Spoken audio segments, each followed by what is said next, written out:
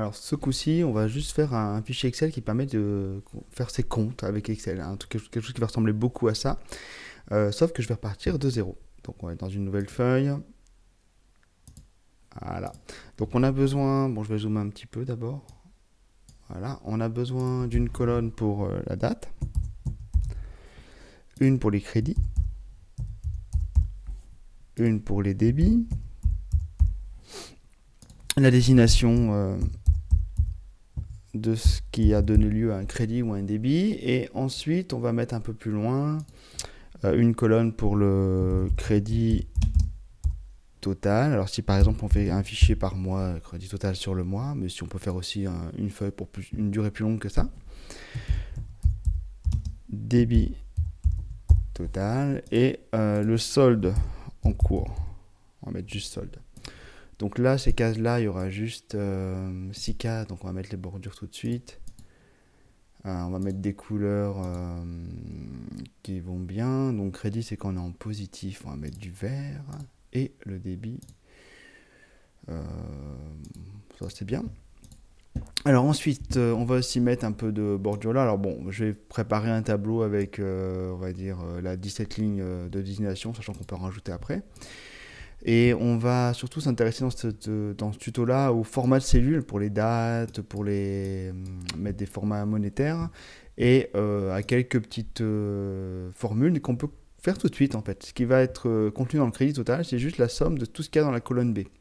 En sachant que si vous faites, on peut faire somme ici si on veut, et ici on va sélectionner toute la colonne B en appuyant sur la case qui est écrite B. Cette formule-là, comme toutes les formules dans Excel, ça va ignorer, là il veut que des nombres, et le fait qu'ils prennent aussi crédit ou des cases vides à la fin, c'est pas gênant, ces cases-là elles vont être ignorées, donc du coup il va calculer correctement. Là si je fais entrée, bon il y a 0 pour l'instant, si je commence à mettre des chiffres là au hasard, là les 12, 20, ok, ça a l'air de bien marcher. On va faire pareil pour le débit, en prenant la somme de la colonne, alors C, on est bien, voilà. Et le sol, ça va juste être... alors moi, je vais faire la somme des deux, parce que mes débits, je vais les écrire avec un signe moins. Donc par exemple, on va mettre moins 50 ici. Tac. Et donc du coup, quand je vais avoir le sol total, je fais ça, plus ça. Maintenant, si vos débits, vous voulez les mettre sans le moins devant, il faudra faire une soustraction ici. Donc là, on va juste mettre égal, cette case-là, plus cette case-là. Donc on a préparé toutes les formules. Il ne reste plus qu'à inventer quelques exemples là, et puis surtout mettre les formats. Donc par exemple ici, si je mets au 1er janvier, comme ça, entrée, là c'est du texte en fait, mais ça n'a pas été formaté comme une date. On peut le formater comme une date. Alors je vais le faire sur par exemple tout ce que j'ai préparé là. Donc une fois que vous avez sélectionné une cellule ou une plage de cellules, faites un clic droit et vous avez ici format de cellule. On commande 1 sur Mac, ça marche aussi. Et donc ici, si on veut des dates, on va choisir ici la catégorie qui nous va. Donc ici, ce sont les dates. Et ensuite, pour une date, vous pouvez choisir de l'afficher de la même manière que je l'ai tapé, mais aussi de le forcer à mettre... là, par exemple, il va être capable de calculer que ça donne dimanche 1er janvier. On va faire ça pour l'instant. On verra après si on veut des dates plus courtes, parce que ça écrit beaucoup de texte quand même comme ça. Donc ça, ce sont pour les dates. Pour les débits et pour les crédits, ça va être le même format de cellule. Clic droit, format de cellule. On va mettre monétaire avec, là il y a 2 chiffres pour la virgule, alors vous pouvez régler le nombre de décimales comme ça si vous voulez. Bon, des fois il peut y avoir des montants avec des centimes, donc on va mettre jusqu'au centime, c'est pas la peine de mettre plus. Et ici, vous pouvez justement choisir de faire afficher ou pas les nombres négatifs, enfin la manière dont vous affichez les nombres négatifs. Moi je vais mettre la première, j'aime bien voir un moins quand on met négatif. Là on est bien, tac. Et ensuite, désignation, c'est du texte, donc il n'y a rien à faire, c'est le format par défaut. Donc imaginons, on a dépensé, on avait un crédit de 12 € le 1er janvier, ça va être, je sais pas moi, ce que la banque vous donne, les intérêts de la banque, allez, intérêt, créditeur, quand vous laissez votre argent. Pendant un an, la banque, elle vous donne un peu de sous. De temps en temps, souvent, elle vous en prend, mais des fois, elle vous en donne. Ensuite, on va taper une autre date, par exemple, juste pour voir. On va faire le 5 janvier 2017, normalement, quand je fais entrer, il le formate directement et il me met la bonne chose. Donc là, on est bien. Qu'est-ce qu'il y a d'autre à rajouter? Un débit, par exemple, là, ici, ça pourrait être un retrait carte bleue. On va aller au distributeur pour prendre de l'argent. Tiens, j'ai du mal à taper. Voilà. On va mettre une autre date après. Donc logiquement, quand vous faites ça, vous mettez ici dans l'ordre chronologique.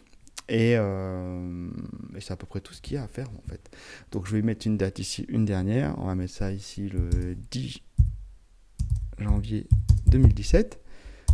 Et voilà comment. Et vous voyez qu'au fur et à mesure que j'ai tapé des choses là, ces montants-là sont mis à jour et je me rends compte que ici, ces trois-là, j'aimerais bien aussi les avoir en monétaire. Donc clic droit, une dernière fois, format de cellule, monétaire, on garde ce style-là, ça me va très bien. Et voilà pour cet exemple-là. Donc je vous laisse faire vos comptes vous-même avec ça. Normalement, ce que vous pouvez faire ici, par exemple, feuille 3, là, je peux la renommer en janvier.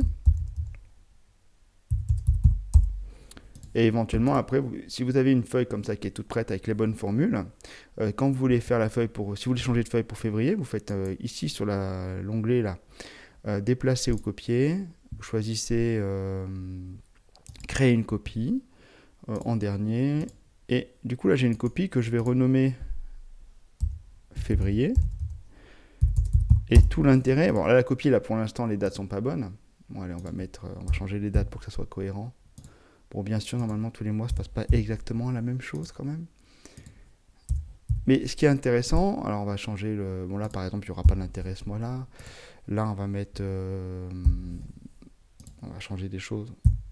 Moins, allez 100. Tiens un forfait téléphone, allez moins 28. Et ce qui est intéressant, c'est que vous avez toute la structure qui est conservée. C'est-à-dire que vous avez à la fois les formats de cellules qui ont été conservés en copiant la feuille et en même temps les formules qui sont ici.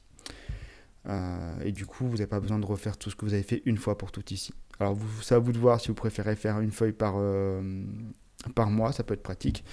Ou par période, après, suivant vos banques, quand elles vous envoient des relevés, ça peut être variable. Mais voilà comment on peut faire un exercice simple juste pour calculer des comptes et comme ça on aura vu ensemble les formats de cellules, les dates, les formats monétaires et encore une fois une utilisation de formule somme soit avec la fonction somme comme ça, soit avec juste la somme de deux cases avec l'addition. Et voilà pour le deuxième tuto Excel. La prochaine fois je vous fais quelque chose d'un peu plus compliqué avec la fonction si. Donc à très bientôt.